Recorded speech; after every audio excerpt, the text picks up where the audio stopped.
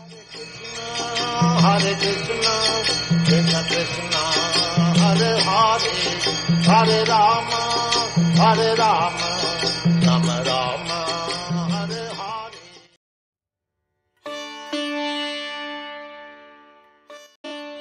পাপমোচিনী একাদশী ব্রত মাহাত্ম্য। যুধিষ্ঠির শ্রীকৃষ্ণকে বললেন, হে জনার্দন, চৈত্র মাসের কৃষ্ণপক্ষের একাদশীর নাম ও মাহাত্ম্য কৃপা করে আমাকে বলুন। শ্রীকৃষ্ণ বললেন, হে ধর্মরাজ যুধিষ্ঠির, আপনি ধর্ম বিষয়ক প্রশ্ন করেছেন। এই একাদশী সকল সুখের আধার, সিদ্ধি প্রদানকারী ও পরম মঙ্গলময়, সমস্ত পাপ থেকে নিস্তার বা মোচন করে বলে এই পবিত্র একাদশী তিথি পাপমোচিনী নামে প্রসিদ্ধ। রাজা মান্ধাতা একবার লোমশ মুনিকে এই একাদশীর কথা জিজ্ঞাসা করেছিলেন। তার বর্ণিত সেই বিচিত্র উপাখ্যানটি আপনার কাছে বলছি, আপনি মনোযোগ দিয়ে তা শ্রবণ করুন।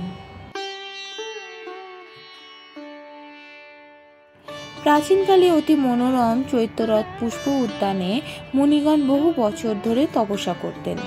একসময় মেধাবী নামে এক ঋষি কুমার সেখানে তপস্যা করছিলেন। মঞ্জু ঘোষ নামে এক সুন্দরী অপ্সরা তাকে বশীভূত করতে চাইল, কিন্তু ঋষির অভিশাপের ভয়ে সে আশ্রমে 2 মাইল দূরে অবস্থান করতে লাগলো। বীণা বাজিয়ে মধুর স্বরে সে গান করত। একদিন মঞ্জু ঘোষা মেধাবীকে দেখে কামবাণে পীড়িতা হয়ে পড়ে। এদিকে ঋষি মেধাবীও অপ্সরার অনুপম সৌন্দর্য দেখে মুগ্ধ হন। তখন সেই অপ্সরা মুনিকে নানা হাবভাব ও কটাক্ষ দ্বারা বশীভূত করে। ক্রমে কাম পরবশ মুনি সাধন ভজন বিসর্জন দিয়ে তার আরাধ্য দেবকে বিস্মিত হন। এইভাবে অপ্সরার সাথে কামক্রিয়ায় মুনির বহু বছর অতিক্রান্ত হলো। মুনিকে আচারভ্রষ্ট দেখে সেই অপ্সরা দেবলোকে ফিরে যেতে মনস্থ করলো। একদিন মঞ্জু ঘোষা মেধাবী মুনিকে বলতে লাগলো, হে প্রভু, এখন আমাকে নিজ গৃহে ফিরে যাবার অনুমতি প্রদান করুন।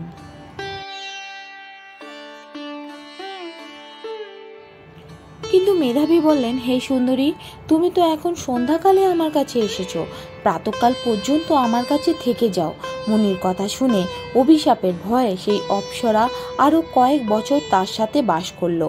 এইভাবে বহু বছর অতিবাহিত হলো।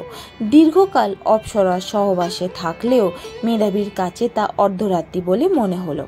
মঞ্জু ঘোষা পুনরায় নিজ স্থানে গমনের প্রার্থনা জানালে মুনি বললেন, এখন প্রাতঃকাল, যতক্ষণ পর্যন্ত আমি সন্ধ্যা বন্দনা না সমাপ্ত করি ততক্ষণ পর্যন্ত তুমি এখানে থাকো।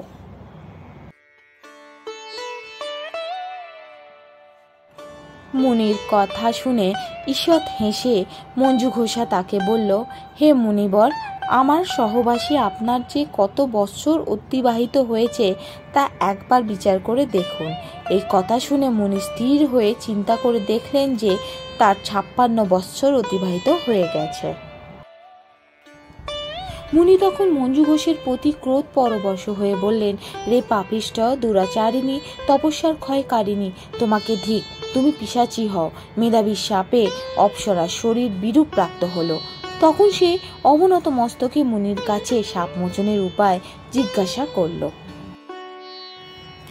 মেধাবী বললেন, হে সুন্দরী, চৈত্র মাসের কৃষ্ণপক্ষিয়া পাপমোচিনী একাদশী, সর্বপাপ ক্ষয়কারিণী, সেই ব্রত পালনে তোমার পিশাচত্ব দূর হবে। পিতার আশ্রমে ফিরে গিয়ে মেধাবী বললেন, হে পিতা, এক অপ্সরার সঙ্গদোষে আমি মহাপাপ করেছি। এর প্রায়শ্চিত্ত কি তা কৃপা করে আমায় বলুন।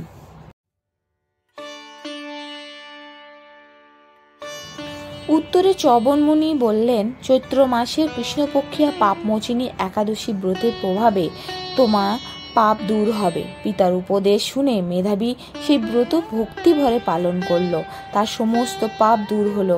পুনরায় তিনি তপস্যার ফল লাভ করলেন। মঞ্জু ঘোষাও এই ব্রত পালনের ফলে পিশাচত্ব থেকে মুক্ত হয়ে দিব্য দেহে স্বর্গে গমন করল। হে মহারাজ, যারা এই পাপমোচিনী একাদশী পালন করেন তাদের পূর্বকৃত সমস্ত পাপই ক্ষয় হয়। এই ব্রত কথা পাঠ ও শ্রবণে সহস্র গোদানের ফল লাভ হয়। হরে কৃষ্ণ। ধন্যবাদ সবাইকে।